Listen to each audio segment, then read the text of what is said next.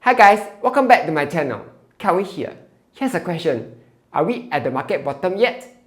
If you can answer this question, you buy right at the bottom, and when the market goes back up, you will what big. But experts tell us that it's not possible to time the market bottom. Yes, it's not possible if you don't have all the data available. However, if you actually know what to look out for, you will find that it is actually possible to tell where the market bottom is. So, in this video, I will share 5 signs that you can look out for to determine whether we are at the bottom yet. But before I start, I would greatly appreciate it if you can help to tap the like button and subscribe if you haven't done so. In return, I will show you a baby goat eating berries. Alright, let's start right now. If you look back in history, you will see that each market crash has always been caused by something different. For example, the 2020 crash was caused by the pandemic. 2007 crash, global financial crisis. 2000 crash, dot-com bubble, and so on. But the market recovery is always due to one thing. And no, it's not because Wall Street bets pump up the stock market. Instead, market always recovers when there's no longer fear. Investors be like, Paylah! And send the market all the way to the moon until the next crash comes, of course. So, to answer where the market bottom is, we must first ask what caused this crash in the first place. The answer is inflation. First, it was caused by the post-pandemic demand, where after COVID shutdowns, people were spending tons of money on goods and services. Even up till now, there are still supply shortages, and experts feel that this issue won't resolve till at least next year. Then, just when things are getting better, Putin be like, no, and decides to invade Ukraine, which led to Western countries sanctioning Russia. This led to commodity prices shooting up, causing the inflation to go up even more. So, that's the simple reason why the stock market has been going down these past few months. Now, let's go through a few scenarios as to when the market will bottom. First, war ends. Like I said earlier, this inflation has been caused by the war. If the war suddenly ends tomorrow, wholesale liao, the market will immediately rally upwards. But how likely will that happen? On one hand, Putin is not planning to stop. He has already committed too much into this, and he needs to win at whatever the cost. On the other side, Ukraine is also not surrendering. Even though it's technically just Ukraine fighting Russia, Ukraine has been getting help from many countries, especially US. With both sides not surrendering, many people believe that this war will last on for many years. Second, inflation going down. The biggest contributor to all this inflation is surging food, gas, and energy prices. So, if we see either one of these going down, we can expect inflation to start going down. And guess what? They've indeed been going down. When the war just started, oil price immediately shot up to $120+. But now, it has already came back down to just above $100. And going forward, analysts feel that oil prices can continue to fall due to recession fears. At the same time, many other commodity prices have also been going down. For example, palm oil has already dropped to 2021 levels. Even stuff like corn, wheat, soybeans have already came down from their peaks. So, when you have the biggest contributors to inflation falling, it's likely that high inflation won't last long. Until Russia creates more shenanigans, of course. But this doesn't tell us much, right?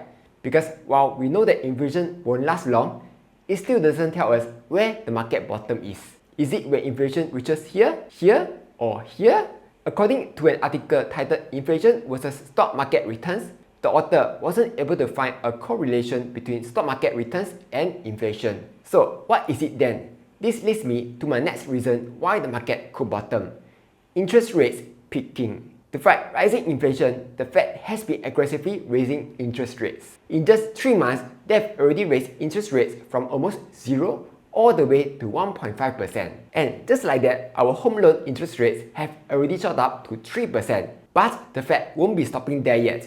They plan to continue raising interest rates until they see inflation has come down in a clear and convincing way. The Fed has indicated that they will raise interest rates to as high as 3.5% by year end, which is 2 times higher than what we have now. Bill Ackman, a hedge fund manager, even warned that interest rates could go as high as 5% by next year. When that happens, may God bless the homeowners. But here's the thing, even though high interest rates may be bad news for borrowers, it's actually good news for the economy because it can bring inflation down. So think of it like when you get a fever, you keep taking Panadols until your fever stops.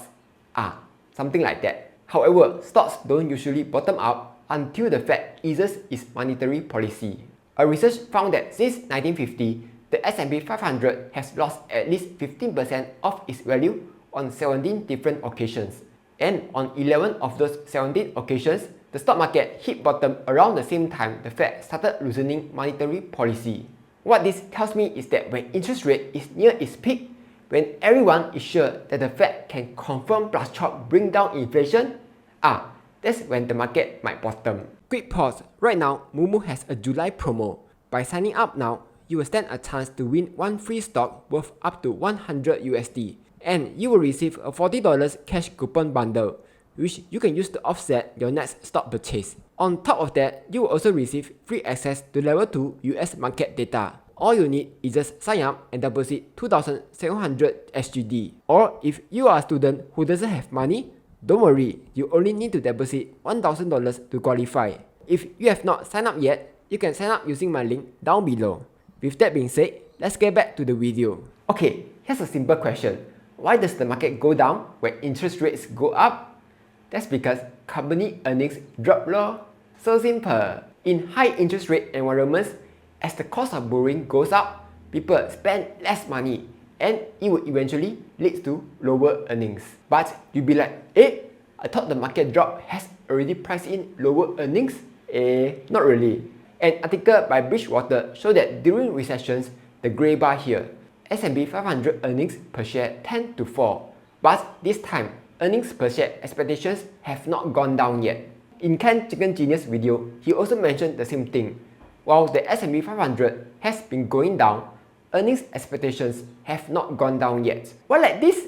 Bridgewater explains that what's priced in is just the rise in discounted rates. Meaning, when interest rates go up, the company's future value go down. That's the only thing that has been priced in. We haven't really seen company report lower earnings due to rising interest rates and recession. For example, Apple still reported higher earnings in April. Tesla beat expectations in the last quarter. Even Google, which reported weaker earnings, was only because there's slowing growth for advertising. The rate hikes have mostly happened after the last earnings season in April. But we will start to see the next few earnings coming in just a few weeks' time. So, buckle up. Okay, how much more can the market drop due to lower earnings? If we look back at history, the S&P 500 PE ratio used to be around 15. But now, the PE ratio is still all the way up there at 19.7. Morgan Stanley found that when interest rates are between 4 to 6%, which we are expecting by next year, PE ratio should go down to 15. Right now, the S&P 500 is around 3,009. So, using simple math, at 15 PE ratio, the market will drop to $2,969, which is a 24% drop from current market price. You think I'm bearish? Actually, Michael Burry is even more bearish than me. He says that when using Shiller's PE ratio, basically an inflation-adjusted 10-year earnings per share, if S&P 500 were to go back to the mean, it would drop by another 50%, which is huge. Okay, maybe these numbers are too bearish, so let's assume a less scary scenario.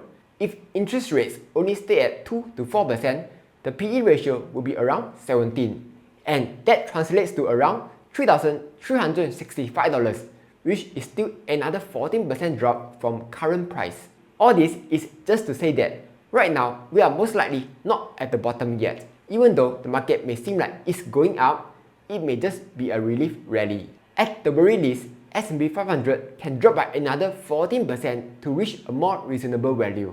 And that brings me to my next point, capitulation. This is a chart of investors' psychology. When the market goes to an all-time high, we go from optimism to euphoria. But during market crashes, investors go from anxiety to denial to panic. And we will know that we are near market bottom when there's capitulation. So, how do you measure that? Extreme fear.